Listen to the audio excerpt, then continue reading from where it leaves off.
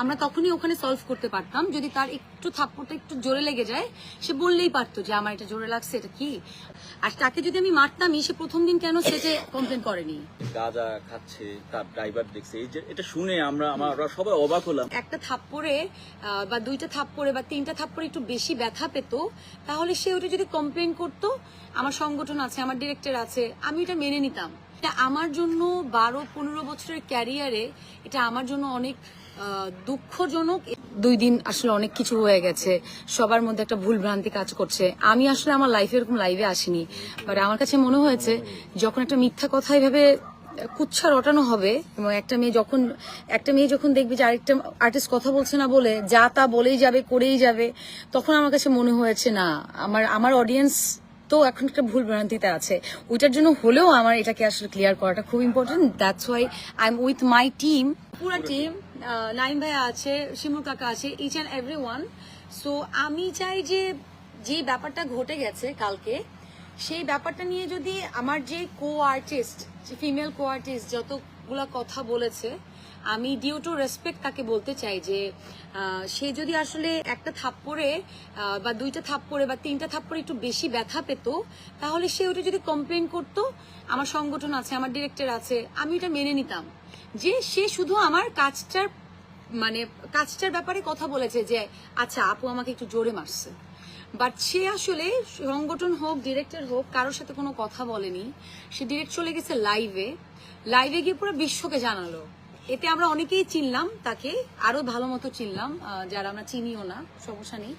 তো যেটা হয়েছে যে আরো অনেক মিথ্যা কুচ্ছা রটানো হচ্ছে, যেটা আমার জন্য 12-15 বছরের ক্যারিয়ারে এটা আমার জন্য অনেক দুঃখজনক। এবং আমার কাছে মনে হয় আমার অডিয়েন্সের এই ভুলভ্রান্তিটা ভাঙানোটা খুব ইম্পর্টেন্ট, যার কারণে আসলে আমি লাইভে আসা। আমার সবচেয়ে খারাপ লাগছে যেটা, যে আমার সেট, আমরা দীর্ঘদিন এই টিম কাজ করছি এবং সবসময় মানসম্পন্ন গল্প বলার চেষ্টা করি, যে অ্যাটলিস্ট রমজান মাস আমরা শুটিং করছি।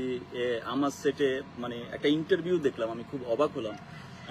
আমি কালকে শুটিং করছি, শুটিং শেষ করতে পারি নাই, মানে শুটিং পাচ্ছি, যে কারণে স্টিল নাও এখন কয়টা বাজে, এখনো আমরা শুট করছি। যেহেতু আমাদের কালকে শুটিং করার কথা শেষ ছিল, শেষ করতে পারিনি বিধায় আমরা আজকে শুটিং করতে হচ্ছে। তো আমি একটা ইন্টারভিউ দেখলাম যে সেখানে আমার সেটের আর্টিস্ট গাঁজা খাচ্ছে, তার ড্রাইভার দেখছে, এই যে এটা শুনে আমরা সবাই অবাক হলাম। রমজান মাস, একটা আউটডোর লোকেশন আছে, এখানে অনেক ধরনের মানুষ, একটা অ্যাডভোকেটের বাসা, ওনাদের ফ্যামিলি মেম্বার, আমরা লোকেশনটা রেকি করে ম্যানেজ করে ওনাদেরকে এই কাজটা লোকেশন গল্পের কারণে আমরা এই জায়গায় আসছি শুটিং করার জন্য। সেই জায়গায় মানে এরকম একটা এলিগেন্ট, মানে এরকম একটা কথা বলা, এটা তো আমার জন্য অ্যাজ এ ডিরেক্টর বা আমার টিমের জন্য এটা খুবই বাজে। কারণ রমজান মাস বা রমজান মাস না হোক, মানে জিনিসটা হচ্ছে মানে গাঁজা খাচ্ছে বা উনি যে কথাটা বলছে এটা খুবই ভিত্তিহীন। মানে এখানে তারপর ঢুকলাম, মানে এটা খুবই ভিত্তিহীন। উনি বলতে পারতো যে আমার মারছে, আমার লাগছে, সেই বিষয় নিয়ে কথা বলতে পারতো। এবং আমি তাকে বলেছি আপনি প্লিজ থাকেন, সেলিম ভাই আছে এখানে, সেলিম ভাই সিনিয়র আমাদের actor equity president, senior director গিল্ডের প্রেসিডেন্ট, অ্যাক্টর ইকুইটি আছে, আপনি ওইখানে বলতে পারেন, বা আমরা বসি, আমরা এটা সমাধান করে ফেলি। কিন্তু উনি কথা শুনলেন না, উনি গাড়ি নিয়ে বের হয়ে গেলেন। যে আমি অবশ্যই আইনি পদক্ষেপ নিব এটার বিরুদ্ধে, যে এত বড় একটা মিথ্যা কথা তার ড্রাইভার যেহেতু দেখেছে, তার ড্রাইভার মানে আইনি পদক্ষেপের আগেও কিন্তু এটা মাথায় রাখতে হবে, আমাদের একটা সংগঠন আছে। তো ব্যক্তিগত আক্রমণটা আপনি আমাকে করেছেন, যেটা আমার মনে হয় আমি যদি করতাম তাহলে আসলে আপনি আমার সেটেই থাকতেন না, আমার কাছে এটা মনে হয়েছে। আপনি আমাকে একটা কথা বললেন যে আপনি হঠাৎ করে আমাকে একটা যাওয়ার সময় একটা কথা বলে গেছে, তোমাদের কি মনে আছে যে যাওয়ার সময় বলে গেছে তুমি আমাকে মারলা, আমি এখনই, আমাকে হুমকি দিয়ে গেছে সে, যে আমি সাংবাদিকদেরকে জানাবো, প্রেস কনফারেন্স করবো, সামথিং লাইক দ্যাট। সো তার এটা আসলে প্রি প্ল্যান ছিল। আর তাকে যদি আমি মারতামই, সে প্রথম দিন কেন সেটে কমপ্লেন করেনি? আমি তো তাকে মেরেছি for my character, for my story. So আমি যদি তাকে মারতাম, মানে আমি যদি তাকে ব্যক্তিগত আক্রমণই করতাম, সে কিন্তু প্রথম দিন আমার ডিরেক্টরকে বলতে পারতো, আমার ডিরেক্টর আমাকে বলতো, তখন আমরা জিনিসটা সলভ করতাম। সে সংগঠনকেও জানায়নি, কিন্তু সে ডিরেক্ট চলে গেছে লাইভে। সো উইচ ইজ নট মানে এটা পুরোপুরি কিন্তু ব্যক্তিগত আক্রমণ। আমার মনে হয় ব্যক্তিগত আক্রমণটা সে করেছে, সে একটা আরেকজন অ্যাক্টরের নাম নিচ্ছে, এগুলো নিয়ে আমি কোনো কথা বলতে চাই না। একদমই কথা বলতে চাই না। বাট আমি আরেকটা কথা বলতে চাই, আমি আইনি পদক্ষেপ নিব এটার জন্য। যে মিথ্যা কথাটা সে রটাচ্ছে, তার মনে হয়েছে আমরা চুপ আছি। এতগুলা মানুষ এখানে, এতগুলা মানুষকে আমি জোর করে, তারা বাধ্য না কিন্তু আমাকে নিয়ে কথা বলতে, বা এতগুলা মানুষ কিন্তু জোর করে এখানে দাঁড়াবে না আসলে।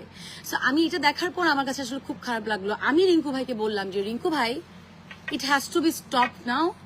আর আমি এখন আইনি পদক্ষেপ নিব, তার আগে আমি আমার সংগঠনের সাথে বসবো। বাট এটা আমার প্রোটেস্ট করতে হবে, বিকজ আমাদের যে কোনো সেক্টর কি মানুষ অনেকে নেগেটিভ মনে করে, অনেকে পজিটিভ মনে করে, সব জায়গায় পজিটিভ নেগেটিভ আছে। বাট এই মিথ্যা কথাটা রটানো বা বলা ইন ফ্রন্ট অফ পাবলিক, আমার কাছে এটা কোনোভাবে এথিক্যাল মনে হয় নাই। সো আমার কাছে মনে হয়েছে I need to clear this things, যেটা পুরোপুরি মিথ্যা। ওয়াশরুমে 1 ঘন্টা থাকা, নেশা করা। ফার্স্টে সে একটা কথা বলেছে যেটা আমি বুঝিই নাই। সে বলেছে যে তার গায়ে থেকে একটা গন্ধ আসছে, 1 ঘন্টা ওয়াশরুমে ছিল। আই ওয়াজ কনফিউজ যে কি বলছে। দেন আমি আস্তে আস্তে বুঝলাম যে সে কি মিন করেছে, এবং এটা সে আজকে আসলে ইন্টারভিউতে বললো যে সে এটাই মিন করেছে। So these are not true, আসলে দিজ আর নট ট্রু। গাঁজা খাইতো স্বামী অথর ড্রাইভার কিন্তু এতটুকু অ্যাক্সেস পাবে না যে তানজিন তিশার খুব কাছাকাছি এসে গাঁজা খাওয়ার দৃশ্য দেখবে অথবা এটা পাবে। এটা সবচেয়ে বড় একটা ফ্যাক্ট কিন্তু।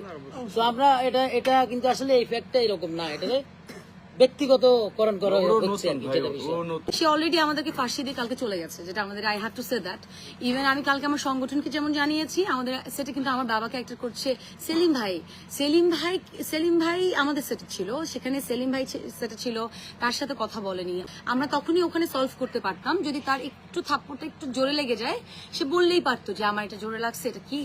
বাট এটা এত পর্যায়ে নিয়ে যাওয়া, আসলে তার এটা প্রফেশনাল জায়গা, আরো বেশি হাইলাইটেড হওয়া ছাড়া আসলে আর কিছু না, এটা আমার মনে হয়। এনিওয়ে, আইন আছে এবং আমাদের অ্যাক্টর সিকিউরিটি আছে, আমাদের ডিরেক্টর গিলস আছে, তারা এখন সুবিচার দিবে, সুবিচারটা তারাই দিবে, আই হোপ সো। আমার মনে হয় এরকম সোশ্যাল মিডিয়াতে কুচ্ছা রটানোর কোনো দরকার নাই। তুমি তোমার কাজ দিয়ে বড় হও, এরকম কুচ্ছা দিয়ে বড় হও না। Thank you so much.